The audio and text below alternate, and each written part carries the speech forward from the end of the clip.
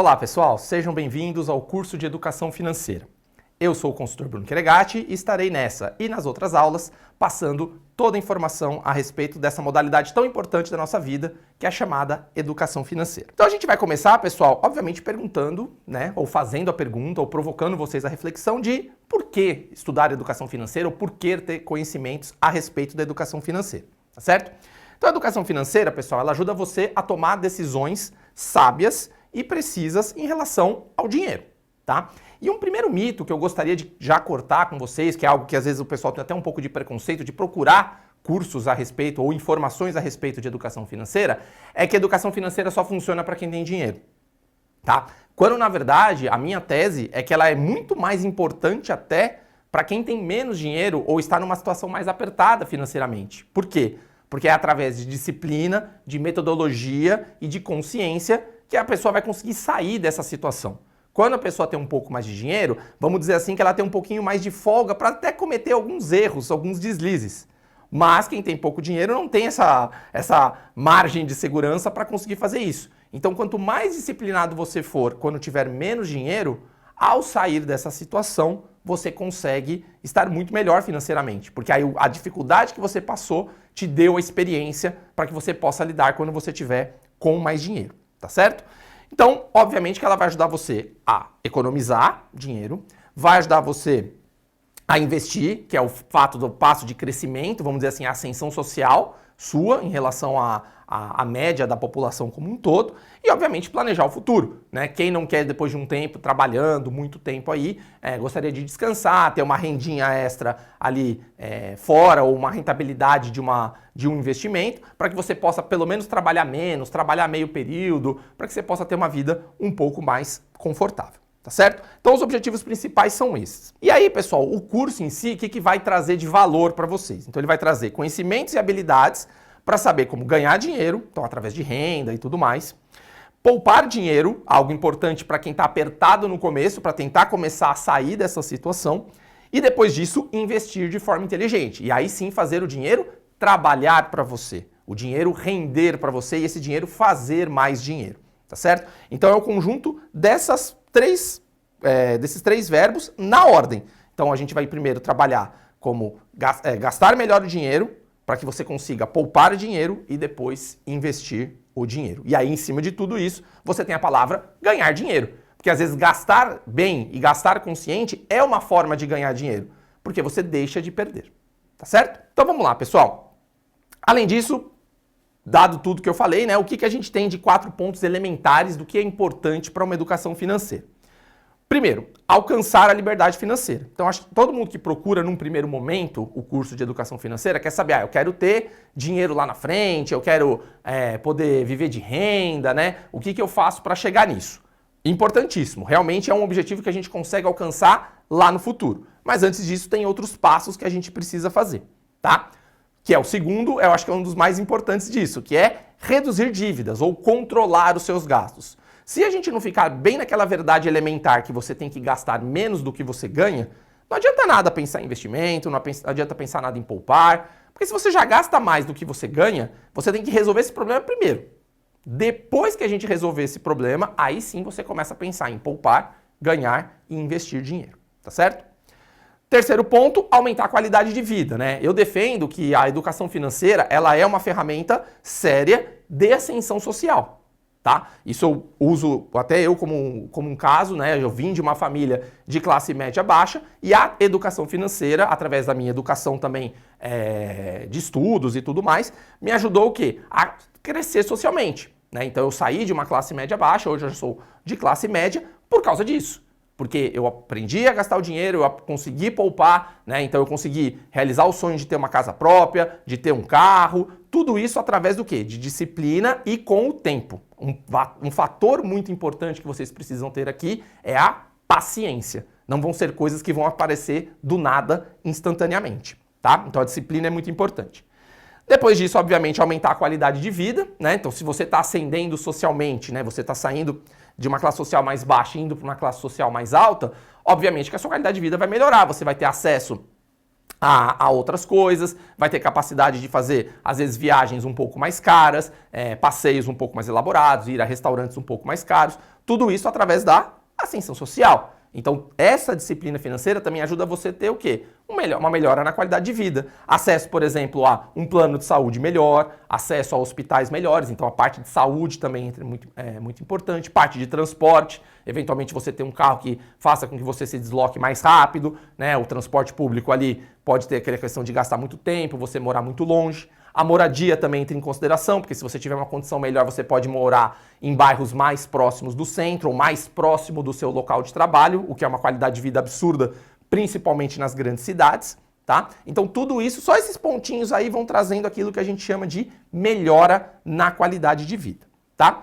E por fim, o planejamento do futuro. Então a gente tem o presente, que é você reduzir as dívidas, melhorar, né, e ir aumentando o seu poder de renda ou de dinheiro sobrando, mas a ideia é depois que isso vá crescendo para que no futuro você esteja mais tranquilo. Então você começa a planejar uma aposentadoria, além da própria aposentadoria pública que existe, né, a previdência pública, que a gente sabe que tem problemas aí em relação a déficit e tudo mais. Então vai ser uma tendência que a idade de aposentadoria das pessoas comece a aumentar, né? Já teve uma reforma recente da Previdência e a gente imagina que daqui 10, 15 anos isso também já aumente, então já começa a ter aposentadorias na ordem dos 70 anos de idade. E aí a gente pergunta, vocês vão querer trabalhar pesado até 70 anos de idade? Ou até 75 anos de idade?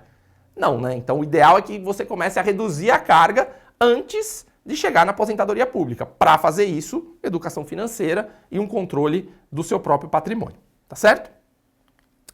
Bom, pessoal, algo importante também, que eu acho que vale relacionar muito em relação ao futuro, né?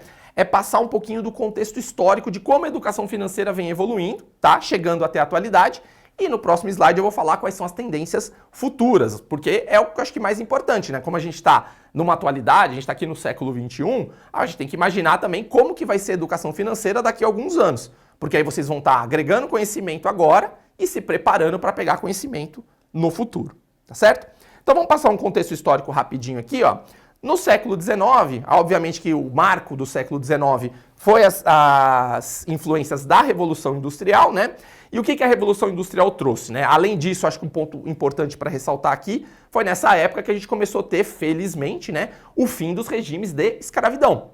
Então, deixou-se de ter trabalhadores forçados e passou a ter trabalhadores assalariados. Então, as pessoas trabalhavam para receber dinheiro. Tá certo? Então o primeiro ponto é que a Revolução Industrial e obviamente o fim da escravidão trouxe a necessidade de gerenciar salários e poupanças, porque agora começou a ter muito mais dinheiro na mão das pessoas. Então as pessoas começaram a receber dinheiro, então elas precisavam ter dinheiro para comprar sua comida, né, para pagar sua moradia, para ter transporte, para comprar suas roupas. Então a quantidade de dinheiro circulando aumentou muito. Então houve a necessidade de você começar a gerenciar isso. Tá? Começou, obviamente, nas fábricas, né, nas empresas que eram da época, porque elas também começaram a pagar muita gente. O problema, entre aspas, ficou mais complexo, porque eu precisava já, sei lá, tem 20 funcionários, então eu precisava gerenciar quanto que cada um ganha, quanto que eu estou gastando. Isso trouxe uma importância grande, tá? Daí a gente dá uma avançada, chega no século XX, ali nos anos 20, né, onde a gente começou a ter programas de poupança em escolas e cooperativas, ou seja, a educação geral, vamos dizer assim, começou a ser o primeiro ponto para conscientizar as pessoas de poupar dinheiro. Tá? Então foi a partir das escolas mesmo, comuns, que começou a surgir essa ideia e depois agora a gente tem os cursos separados. Mas foi na escola que começou a ter isso. Tá? Eu também acho que sou uma pessoa muito partidária de ter educação financeira nas escolas, mesmo que de maneira introdutória, para que as nossas crianças já comecem a ter essa noção e depois procurem material específico. Tá? Década de 70, pessoal, início de programas formais de educação financeira devido ao aumento de crédito. Por quê? Na década de 70, pessoal, principalmente no Brasil, a gente teve aquele chamado milagre econômico, né? Então o Brasil cresceu muito na década de 70. E o que fomentou esse crescimento? Foi o aumento de crédito. Então você ter empréstimos para as pessoas poderem investir, fazer sua loja e aí pagando as dívidas, né? Empréstimos para fazer obras, grandes construções, grandes movimentações aí, transformações das cidades. Tá? Então esse aumento de crédito começou também a ter o quê? Pessoas muito endividadas, porque pegava o dinheiro achando que o dinheiro era fácil, não conseguia gerir bem o dinheiro e começava a ficar o quê? Muito endividados, tá certo? Então além do acesso ao crédito, também teve que vir com uma parcela de educação e conscientização, para que você possa pegar esse dinheiro, mas trabalhe ele de forma consciente para que você possa crescer e não cair, né? Porque se você faz um acesso ao crédito e não trabalha bem esse dinheiro para que você possa pagá-lo no futuro, foi feito um mau investimento aí ou um mau acesso ao crédito. Então a educação é muito importante nessa parte também, tá?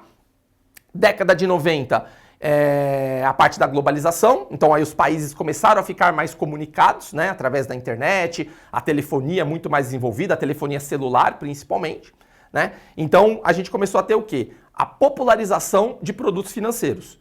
Então aquela ideia de sempre investir na poupança começou a sumir um pouco da cabeça das pessoas. Você tinha também acessos ao mercado acionário, ao mercado de renda fixa. Por quê? Porque já estava muito fácil ali através de uma página na internet, né, de uma mensagem do celular. Hoje a gente tem aplicativos, inclusive, que fazem a coisa quase que instantânea. Tá certo? Então foi a partir da década de 90 que a gente começou a ter acesso a isso. Investir em outros países, né? Então tem hoje já a popularização de se investir em dólar no exterior, né? Então tudo isso veio aonde? Da década de 90 com o boom das telecomunicações, tá?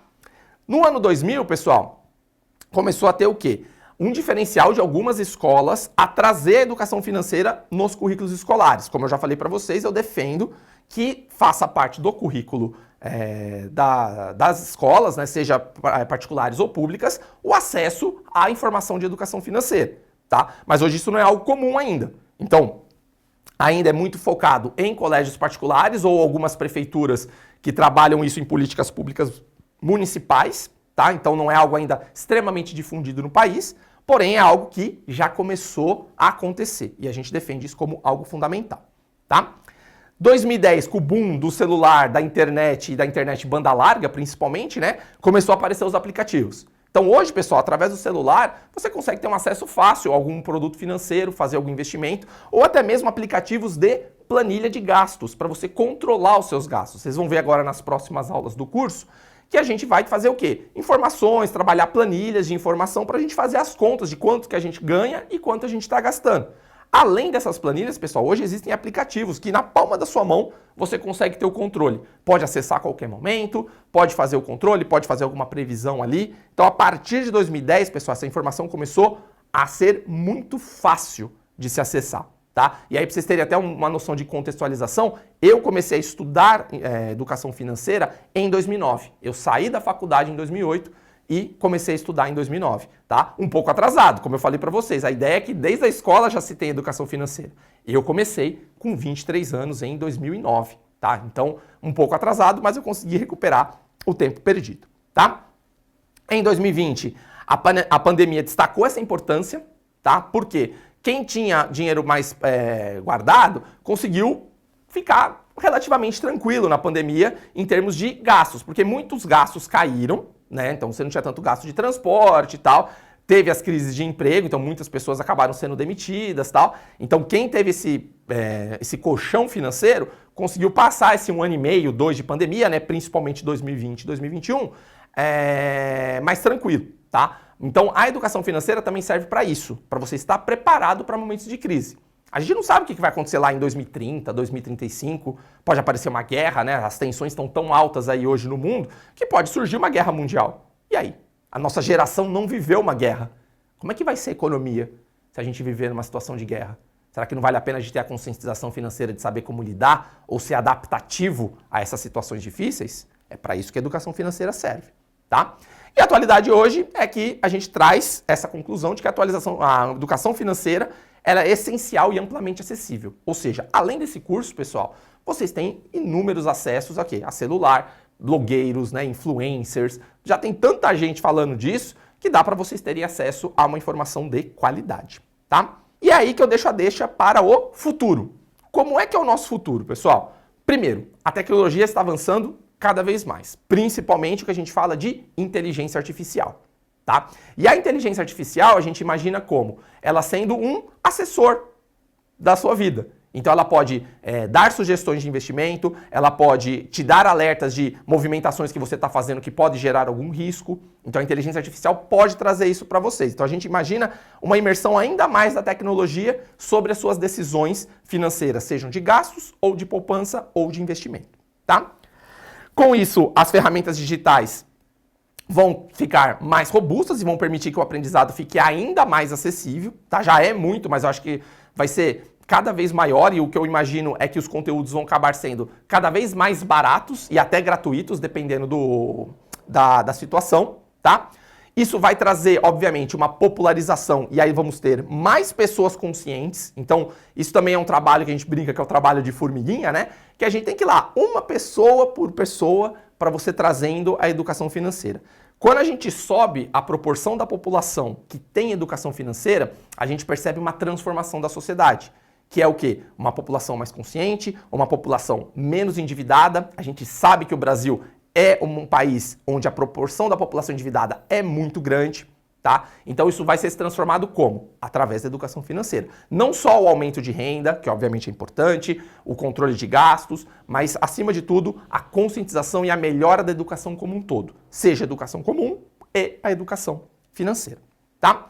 Integração na vida cotidiana, então a ideia, né, que a gente falou até da inteligência artificial, hoje a gente tem esses recursos, né, como a Alexa, a Siri nas suas casas, as casas inteligentes, é capaz da parte de educação financeira ou a parte de controle de gastos já esteja integrado a essa inteligência artificial da sua própria casa. Então, às vezes você está fazendo uma compra no mercado, fez uma compra, a própria inteligência artificial vai dizer, olha, você gastou R$20 a mais do que você gasta comumente. Então, fique esperto para ver se você não está tendo um aumento. Os preços aumentaram em relação ao mês anterior. Tudo isso a tecnologia vai poder propiciar para vocês. Acesso à informação fácil e rápida, tá? E aí, com certeza, né, o final é aquilo que eu comentei aqui para vocês. Estando bem robustos em educação financeira, estando bem preparados nessa conscientização, vocês vão ter o poder de adaptação a mudanças econômicas. E inevitavelmente, pessoal, aí aqui não há política, nada que envolva isso, a gente vai ter, infelizmente, momentos que vamos ter governos onde vamos ter situações econômicas boas, governos com situações econômicas ruins, porque a economia é cíclica. Então isso pode cair num governo que você gosta, pode cair num governo que você não gosta, mas independente disso, a situação econômica é essa, ela é cíclica. Nós vamos ter momentos de crescimento, vamos ter momentos de recuo, e aí a gente tem que estar o quê? Adaptado a trabalhar nos dois cenários. Quando recuar, a gente saber o que fazer, quando avançar, a gente saber o que fazer. Beleza, pessoal? Então, para encerrar os dois últimos slides aqui, vou primeiro deixar 3 reflexões para vocês pensarem, e aí sim vocês tomarem curiosidade para assistir as próximas aulas, tá? Então a primeira pergunta é, você tem controle sobre o seu dinheiro? De fato. Ou seja, você sabe onde cada centavo do seu dinheiro está indo? Se ele está gastando com uma coisa X, uma coisa Y, uma coisa Z, você tem um controle específico e preciso do seu dinheiro? Segunda pergunta, quais são as suas metas financeiras? Para onde você quer ir? Você imagina quanto de dinheiro você tem que ter para ter uma vida independente? 500 mil reais? 1 milhão de reais? Ah, eu quero ter umas 3 casas vivendo de aluguel, cada aluguel R$1.000 cada um? Será que é suficiente? Como é que a gente vai saber isso? Né? Então essa é a pergunta 2. E a pergunta 3, como pode começar a aplicar a educação financeira hoje? Então assim, estou assistindo o curso aqui com você, Bruno. Como eu posso começar hoje? Vocês sabem a maneira de começar? Então as informações que eu passei na primeira aula já são suficientes para você já fazer a reflexão de o que eu preciso fazer no primeiro momento? Se vocês reverem o que eu falei na aula, a informação inicial para começar já tem, tá? E aí, por fim, deixo uma mensagem que é a conclusão dessa aula, que é a seguinte. Educação financeira, pessoal, é mais do que conhecimento. A gente vai, obviamente, ganhar conhecimento, mas ela tem o poder de transformação. Então, mais do que conhecimento, ela é transformação. A educação financeira pode transformar a vida de vocês. E a transformação é naquilo que eu falei para vocês. Ascensão social. Você pode sair de uma classe mais baixa e ir para uma classe mais alta se você tiver consciência, disciplina e paciência. Porque não é do dia para a noite que acontece. Porque também não estaremos vendendo fórmula mágica aqui. É algo que vocês vão ter com o tempo, ter que ir trabalhando, mês a mês. É como se fosse um trabalho mesmo. Um trabalho, uma construção que você vai crescendo aos poucos. Beleza? Finalizando então, obviamente, vamos recomendar bibliografia, livros e sites para vocês poderem ler. Tá? E aqui nos livros, pessoal, acho que destaca muito o primeiro livro que eu li, inclusive, que é O Pai Rico, Pai Pobre, do Robert Kiyosaki, que traz reflexões muito importantes sobre a questão do dinheiro, tá? Então ele tem muitos exemplos ali que mostra como que você pode ser dono do seu dinheiro, você pode ser livre do seu dinheiro e, na verdade, o seu dinheiro ser o seu funcionário e não você ser dependente dele. Eu acho que a principal conclusão desse livro é essa. Mas vale porque tem muitos casos ali que vocês podem ler, entender. Então, e é uma leitura bem simples, né? A gente sabe que também o Brasil sofre um pouco dessa questão de educação comum, de leitura, né? Às vezes não tem paciência para ler, mas é um livro bem leve, pessoal. Então eu recomendo que vocês leiam, né? Que gastem um tempinho para ler, mesmo que demore um pouquinho mais para ler, mas tentem ler O Pai Rico, Pai Pobre. E além dele também O Homem Mais Rico da Babilônia, tá? Os dois são, acho que, as excelentes introduções sobre educação financeira. E eu, particularmente, comecei com O Pai Rico e Pai Pobre, tá?